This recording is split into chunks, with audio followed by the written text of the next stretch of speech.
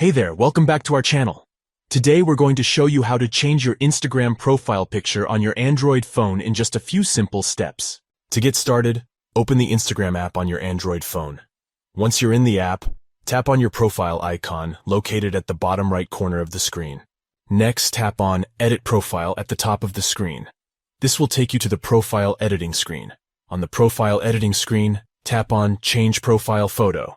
From there, tap on Choose from Library to select an image from your phone's photo library. Once you've picked a suitable image, tap on Done in the top right corner of the screen. Your new profile picture will now be saved and displayed on your Instagram profile. And that's it. You've successfully changed your Instagram profile picture on your Android phone. It's a quick and easy process that only takes a few simple steps. Make sure to choose a profile picture that accurately represents you or your brand. You want to make a good first impression on potential followers and customers.